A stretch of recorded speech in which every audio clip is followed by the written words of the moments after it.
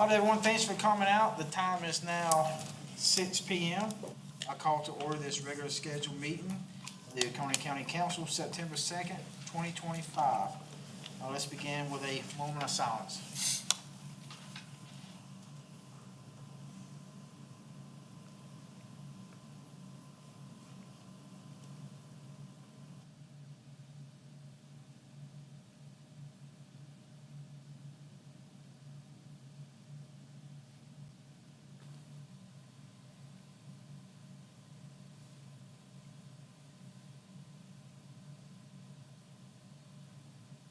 Mr. David Root, would you pray for us? Yes, sir. Pray with me if you'd like to. Well, dear Heavenly Father, I don't always know how to pray or what to say, but your word promises that your Holy Spirit would come beside us to help us pray. So I pray for that help for all of us and all that we do, that we think and all that we say, and that when we pray that we would not just ask for things, but that we would listen. And I pray for that this evening, that we would have ears that are quick to listen, that we're slow to anger, and that we're peacemakers, and that you give counsel, that guidance, that wisdom, and that love to do their jobs according to your will. And in your name I pray. Amen. Ms. Kate Knapp, would you lead us in the pledge? I pledge allegiance to the flag of the United States of America and to the republic for which it stands, one nation, under God, indivisible, with liberty and justice for all.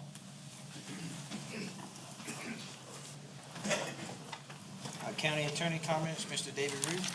Yes, Mr. Chairman, thank you. I just have one housekeeping matter. This is within the consent agenda. It's item number 2, procurement item. It's, I don't know if it's INMAR or INMAR, Rigid Hull Dive Rescue Boat.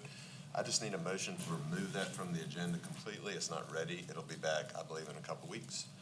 So if I can have that motion to remove it from the agenda, not just a consent agenda for later, but Make a motion. from the agenda.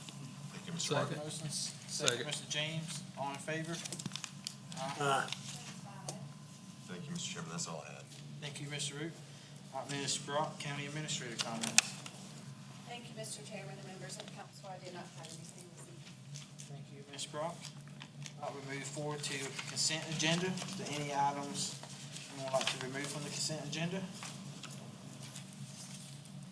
Do we have a motion to approve the consent agenda? Second. All in favor?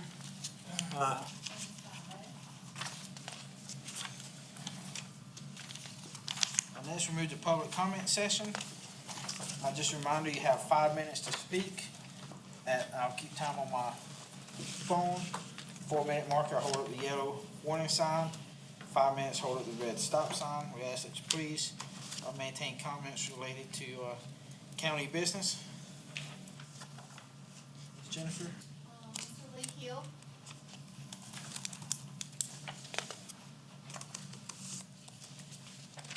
Thank you all. Well, I'm back because Clemson's back and so are the fraternities. On August 23rd, well, first of all, up until last spring, none of y'all knew who I was because I was minding my own business, living my dream life. I bought 90 acres in Oconee County. I moved to the upstate in 98, and it took me 15 years to find this piece of property. This is where I want to die, and it is a gorgeous piece of property. Backs into Hartwell. It's everything I ever wanted. I am blessed. And I just want to live there in peace, and so do my neighbors. But this fraternity is sticking out like a sore thumb. It has no place being in a residential area. And I know the county citizens don't like new ordinances and so forth and so on, but we've got to address this. Saturday, August 23rd, is the second party that this fraternity is run at 138 Leroy Road. At 342, now remember, I live about a half a mile, my property is across the street from them, but my front door is about a half a mile from their property. At 342, I called the police department because I could sing along with the band every song they were playing. That's a half a mile away, folks. All right, at 349, I got a call back from the deputy that they were responding. At 438, I got another call from the deputy saying that they were sitting in a parking lot over at Corinth Baptist Church waiting for equipment. Now that equipment ended up being the decibel reader because he didn't have one with him and they needed one. So I think that's something that needs to be addressed, why every deputy doesn't have a decibel reader and can go out and make a call. At 5:05, the deputies arrived and were put in the line out on Leroy Road where the fraternity security people were having everybody backed up so they could load and unload these college students. Over the course of the day, well over 100 cars came in and out of there. All right, at 5:25, the band shut down, and the police department reached out to me and said, we shut this band down. Well, here's the story. Right when they were pulling up, the band was saying, we're going to play 2 more songs, and then we're getting out of here. So before the police were even on site, they were already shutting down because it took them so long to get out here. And then 5:25, I did call and sent out a text to the neighborhood group saying the band was breaking down. So that was the timelines that happened.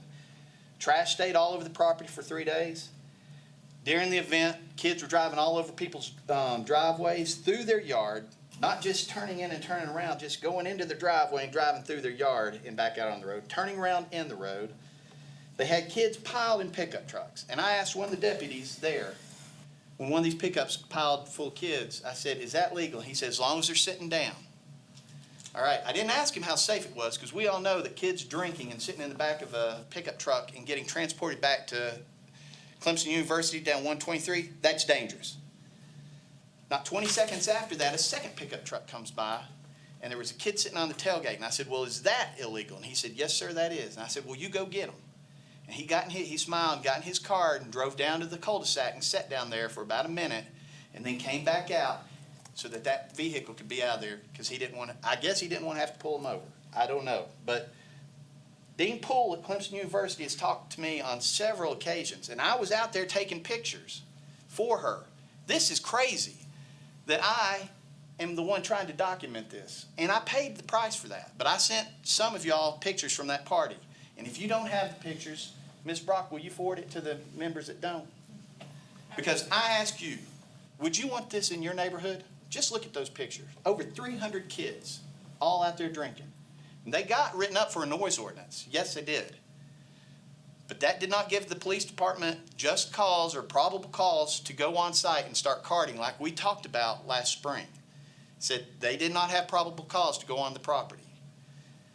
Folks, I'm not a statistics major, but I did go to college, and I do know that if you've got 300 kids and they start college by the time they're 18 to 21, not all 300 of those kids were 21. You don't turn 21 until you're typically a senior. There was a lot of underclassmen at that party. We had an opportunity to start carding kids, but we only had 3 deputies come out there. I would argue that 3 deputies are not enough to address 300 kids drinking.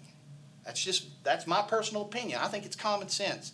And I would say that the argument needs to be made that we do not have the resources in this county because according to Sheriff Crenshaw, they now have 10 fraternities out here in Oconee County. They're all following each other, just like I said they would. And they had multiple events on Saturday, and that was one of the reasons for the lag time because they were already on another event. You do not have the resources out here. And who's paying for this? We are as taxpayers. And I'm the one that was documenting it, and they saw me with my pictures, and now we can't corroborate this, but the deputy that came down agreed and said and put in the report that the back window of my Jeep that got busted out within 3 or 4 days of that party was from a blunt force object. So now I've got $1,000 that I'm going to have to pay out because somebody, I believe, came down there for retribution because I'm the one sitting up here talking. And it's very frustrating. And I just want to see, I've always worked my business that I under-promise and over-deliver. From what I had heard last spring, I felt like we were going to really nip this in the bud. The university is asking Oconee County, whether it's right or not, to document these things through citations so that they can then level it with the universities through the Interfraternity Council. And as long as we let them off the hook, Clemson can't do anything about it. Thank you. Thank you. Ms. Amber Albon?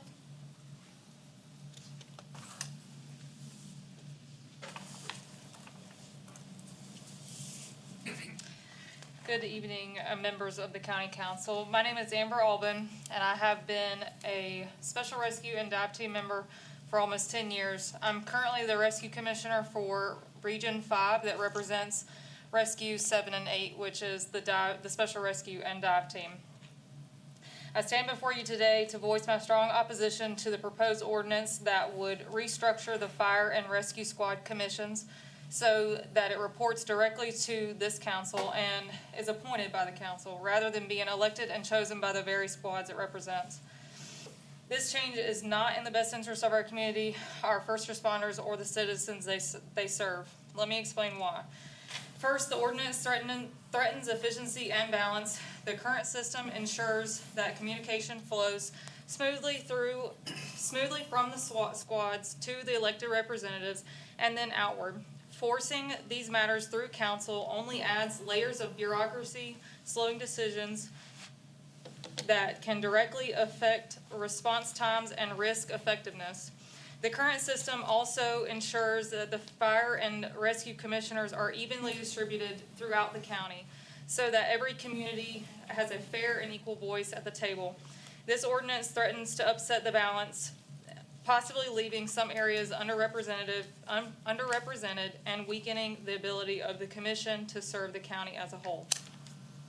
Second, the issue of representation and the loss of the team's voice. This proposal takes away the most fundamental right our squads have, the right to choose who represents them. Representation should come from within, from the individuals who understand the risks, challenges, and realities of their particular rescue operations. Without that, representation becomes inadequate, disconnected, and undemocratic. Just as citizens have the right to elect their representatives to this council, so too should our fire departments and rescue squads retain that right to elect theirs. By removing that voice, you silence the very people who put their lives on the line for this community. Third, lack of understanding of operational needs. Firefighting and rescue work is not theoretical. It is technical, specialized, and dangerous. Only those who live the job every day truly understand what is needed to keep our teams trained, equipped, and ready. Removing their elected voice means those realities are far less likely to be heard. Council-elected individuals risk making decisions without a full grasp of the unique challenges these teams face. From training demands to equipment needs to life and death on-scene decisions. Finally, governmental overreach. This ordinance inserts county council into an arena where specialized expertise should be the guiding principle. While oversight is important, taking over direct control in this way undermines the balance between governmental support and professional autonomy. Council's role is to support, not to control. Taking over representation in this way undermines trust and worsens morale of the very people who keep our citizens safe.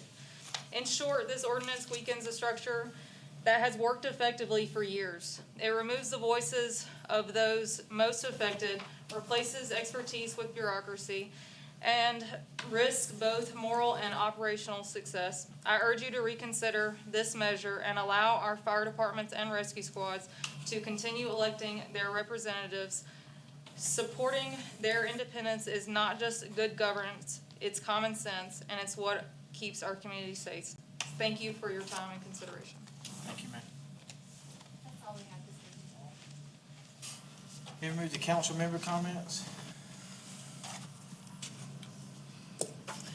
Mr. Lee, I will say, I saw the pictures, but they were sent to my wife, someone who lived in the area, and there was an awful lot of people. You saw a sea of heads. One ordinance we're gonna pass tonight on third reading, sort of designed around drug houses, but I believe it fits that as well as a nuisance business, because that operates as a business. It's an LLC, it's a party house. We can pass as many ordinances as we want, but we don't enforce it. You know, we don't go out and enforce it. One thing to get more enforcement, and this would be a question for the sheriff, for Mr. Brock. If we can enter some type of mutual aid agreement with Clemson University Police Department to assist in policing their frat houses. And I don't know, will that be an agreement between the county or directly between the sheriff's office. I don't know, but I believe it would be county, Mr. Reed. But it's county, but the sheriff will be the one, he does not need council approval to sign off, I don't think, a municipality, so it's the county, but the sheriff will be the one to execute the mutual aid, as he has most municipalities around. I don't think we have anything with it'd clerks. be great to get a special agreement with them since it's their problem spilling over into Oconee County. For them to help police these, cause 3 deputies, I don't know how many deputies we had working that night, maybe 4 patrolling, and 3 was down there. We need to get the sound devices in all patrolling deputies' cars because they're all over the place. There's not one deputy that patrols that area. So if we have it in the budget, we need to take a vote on it, we can next Oh, I meeting. didn't know if I was going to see how much they are. Okay. Ms. Oben, the advisory commission, actually what it's intended to do is to strip a layer of bureaucracy. As an advisory commission, and council is the policy board, and in my time on council, I've not received any advisory from the commissioners because they don't report to council, who sets the budget, who helps implement policy, that goes into staff, and then maybe comes through, but we don't get it directly from them. So this gives those organizations a direct voice to County Council Public Health and Safety Committee. So we hear from the experts, because we're not the experts in the field, and we hear what they need across the different spectrums. As far as the way it's appointed, we looked at, and I talked with various people involved, including on the rescue squad side. There's no easy way to do it because the way it's broken up into districts and the way it's, particularly on the fire side, is changing from volunteer to paid, and it keeps switching. The easiest way is through council districts with 2 at-large by the Chiefs Association. We're gonna bring this back later tonight after executive session, but I do plan to make some amendments, and one amendment that I can make is the council appointees is based on a recommendation from the chief inside those districts. So, it's not somebody who just moved here from New York all of a sudden and gets put on the board with no knowledge of what goes on here in Oconee County. So that's one motion we can make for amendment after the meeting, but it's really designed to take bureaucracy away, to give those rescue squads, those fire departments a direct voice to council. So when we make budgets, when we make decisions, we have the experts informing us on how to make it. Anybody else? Not hearing none. Where was we at?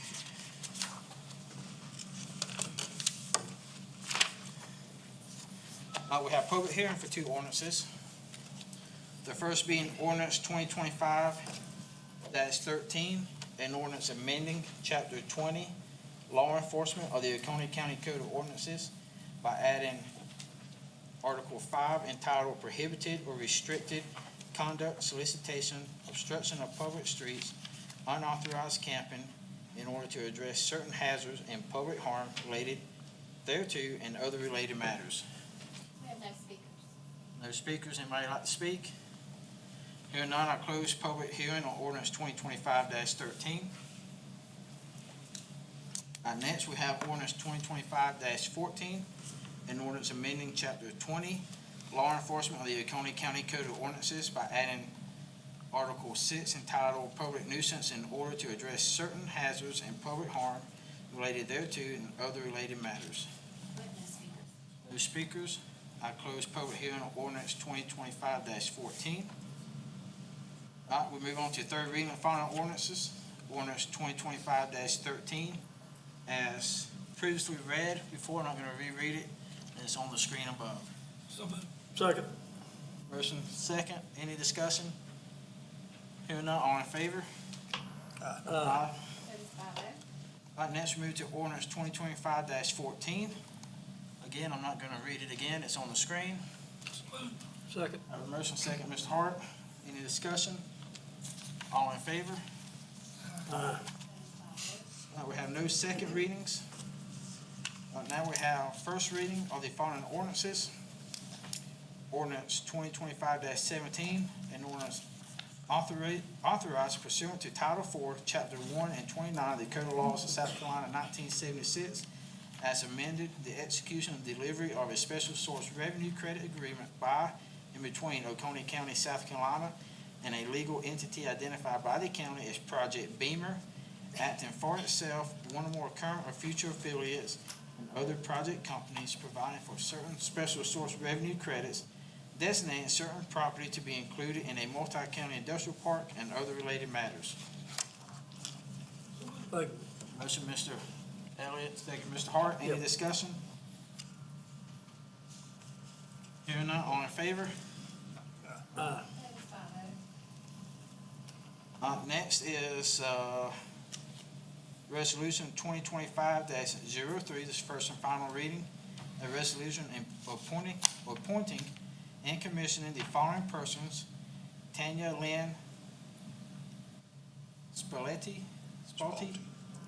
Megan Elisa Van Wagner, Markel D'Antonio Detro Leonard as code enforcement officers, animal control, for the proper security, general welfare, and convenience of Oconee County and other matters related thereto.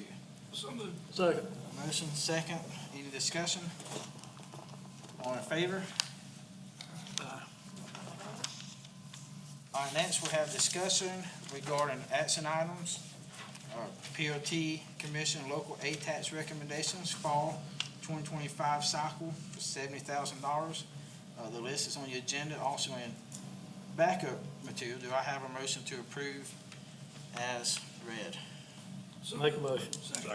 Motion second, any discussion? Yes. I'll compare this with last year's. We got 2 new members on here, but I also read what all this encompasses. And some of this money can be used to help the taxpayers of Oconee County, because it can be used on water, sewer, buildings, roads, bridges, campsites, and all this type of stuff that the taxpayers are spending money on, that we could be using some of this money to offset this cost for the taxpayers. If you read this list of, I'm sure that a lot of these items are good for the public, but some of them I have a little question mark about. But like I say, there's 2 new ones. The 2 new ones is Devil Fork Park and the Eagle Nest Art Center. The rest of the one that's on this list was on last year's list. So that just shows me that the same hands reach in the pot every year. So, Thank you. Mr. Hart, I don't disagree with you. I think we need to be looking for more ways to use aid tax money within the law that also benefits the citizens of this county. So we created 1 deputy position with it and bought the vehicle. And the vote tonight that we pulled off the agenda, we pulled it off because we're gonna investigate purchasing that with aid tax money. So I don't disagree with you. I like for us to offset the general fund budget as much as possible with aid tax funds. And I believe that's Mr. Shirley has spoke to that as well. But as we keep pushing forward, what is the limit? How much do we have to spend on advertisement by law? Mr. Sherman? 30%? Thank you. Good evening. Phil Shirley, PRT Director. Specific question, how much do we have to spend? For advertising per law, yes. So 30% of the ATAX money goes towards the advertising and promotion fund. The rest that comes to the county is spelled out in the ordinance as to how you can spend it. One of the caveats that Oconee County has not reached yet, in order to spend it on your operations with emergency services and fire and things like that, you have to bring in more than $900,000 per year from the state. We are not to that threshold, so we can only spend a certain percentage of that money based on that. So when you ask the question tonight about the vote, I want to make sure that I coordinate that with Mr. Root, that we don't go over that, because that will withhold future if you go over that. How much did we bring in? On the local side, we're about $1 million, but on the state side, we're only about $550,000. So So we've if got you a get long to way to go before. 900,000 from the state, then it opens up, you can. Yeah, spend once more you get to judiciously. that point, you become what they call a high-traffic tourism county in terms of the definition by the state. And we have not reached that number yet. Okay. But we are being creative with the We with the are. deputy. We're spending it in a lot of different ways. I just want to make sure that we stay in compliance with that. So this right here, the stuff we're approving tonight, does that all fall within the realm of the advertising? It does. That's all local accommodations tax. It's part of that supplemental budget we do. Ms. Hart, you got any? Yeah, can we use some of that money to create new campsites at different campgrounds to make it more convenient for more campers? We are. We pay for all the maintenance buildings and grounds at all of our parks out of that money right now.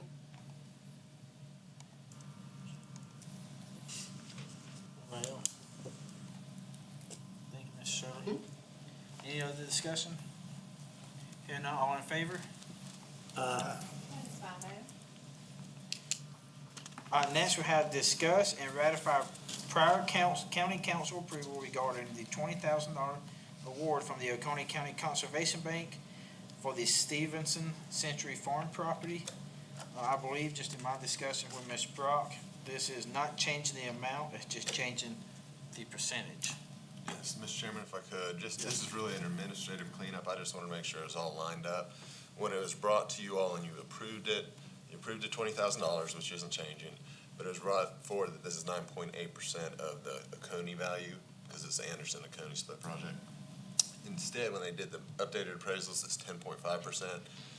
It's a very nominal amount, but I still wanted y'all to bless it since it changed some. So this is just to ratify the prior $20,000 award based on 10.5%. Make a motion. Motion, Mr. Hart, second, Mr. Elliott. Any discussion? Hearing none, all in favor?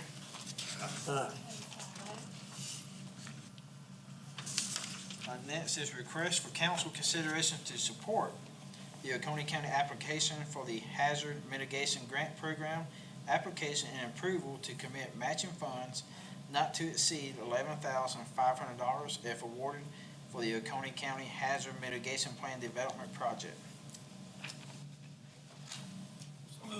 Motion, Mr. Elliott, Second. second, Mr. Hart. Any discussion? All in favor? That's 5-0. Council committee report will be Planning Economic Development Committee, Mr. James. Let's see, that would have been the one previous to tonight. On that, let me pull my notes up. Do you have a copy of, oh, did you? Okay.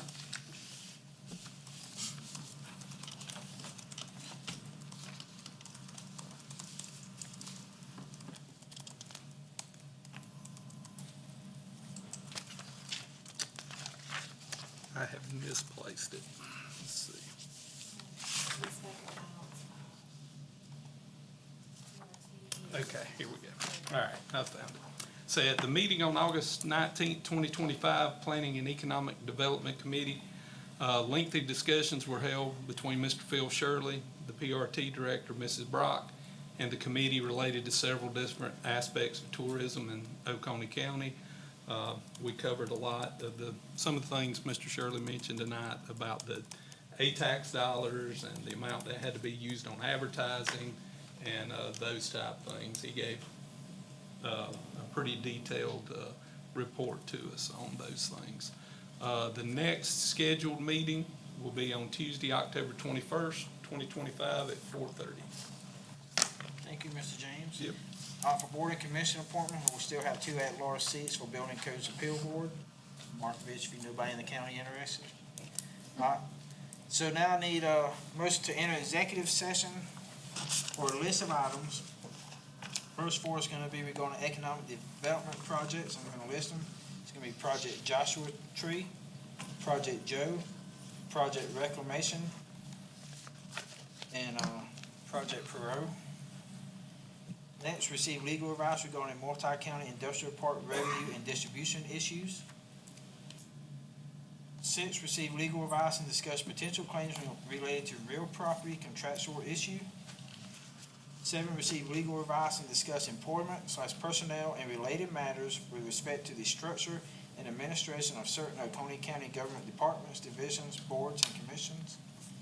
8, receive legal advice and discuss potential contractual matters related to property development proposals.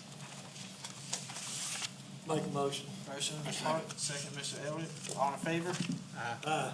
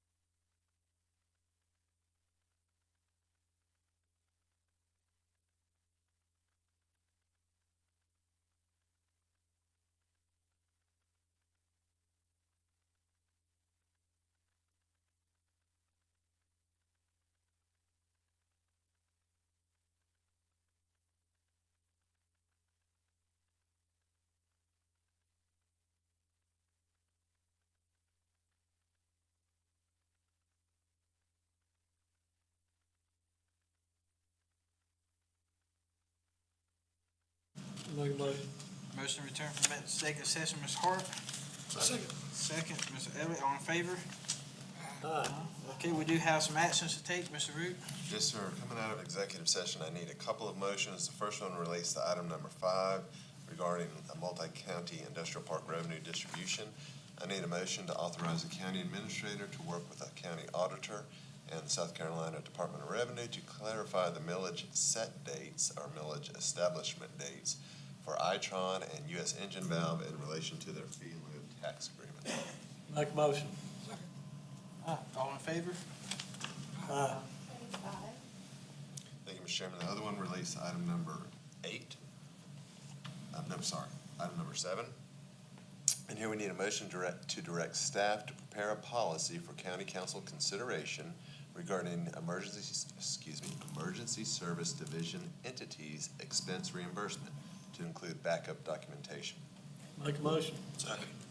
Motion second, so I'll just say that y'all gonna have that available and bring it forward. We're gonna do a special finance administration committee meeting. Next meeting date, whatever that is. It'll be 4:30 PM, September 16th, here in council chambers. Thank you, Ms. Brock. All in favor? Aye. That's all I have, Mr. Chairman. Thank you, Mr. Root. Now we move to second reading of the following ordinances. Ordinance 2025-15, an ordinance amending Chapter 10, Emergency Management and Services of the Oconee County Code of Ordinances by revising the provisions of Article 2A entitled Rescue Squad Advisory Commissions and Other Related Matters. Any motion? Make a motion. Second.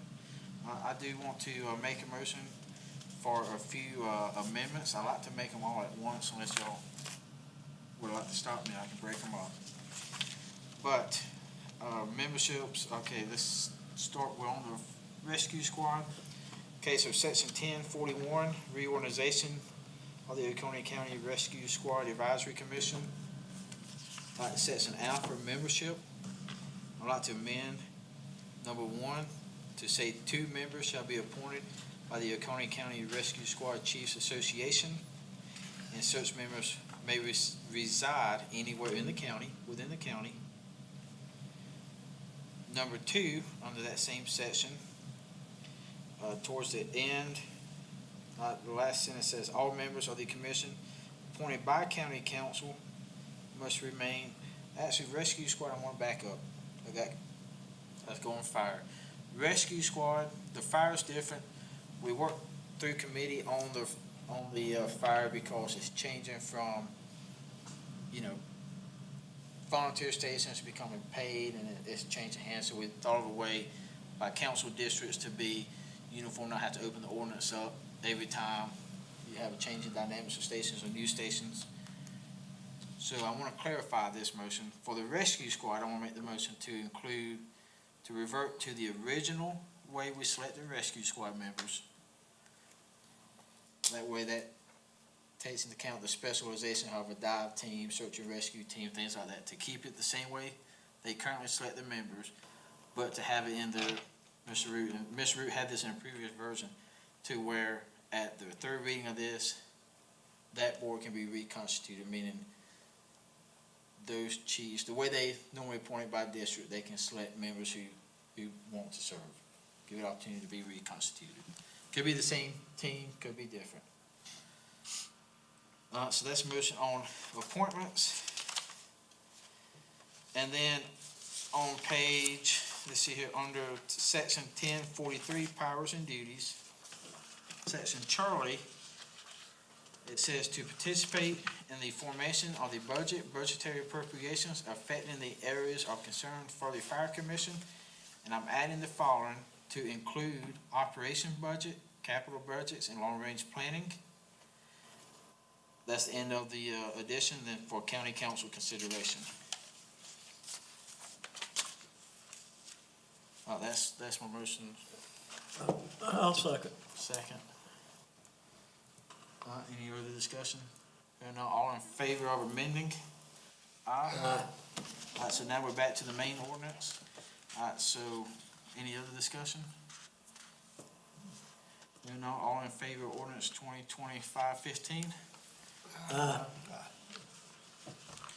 Now, ordinance 2025-16, ordinance amending chapter 10, emergency management and services of the Oconee County Code of Ordinances by revising the provisions of Article 2B, Fire Service Advisory Commissions and other related matters. Make a motion. Motion? Second. All right, so I'd like to make the following amendments. Okay, as I've previously stated, this is a little bit more fluid in the way things is changing and evolving to keep from having to amend this ordinance again in a couple of years. I'd like to make a couple amendments. One, under membership, to have bullet 1 to be 2 members shall be appointed by the Oconee County Fire Associations Incorporated, and such members may reside anywhere within the county. All right, and then the next, for section 2, where it says, commission appointed by county council must be and remain residents of the county council district. I'd like to add, or serve within the county council district. So like for my area, somebody could be my neighbor and be in the Long Creek Fire Department, but be in my county council district. So they could either serve in my district or probably serve in Tommy's district. And then, again, same as with the rescue squad under section 1043. Section Charlie, where it says to participate in the formulation of budget and budgetary appropriations affecting the areas of concern of the fire commission. I'd like to add to include operation budgets, capital budgets, and long-range planning, and of the addition, and then finish out for county council consideration. I'll second that.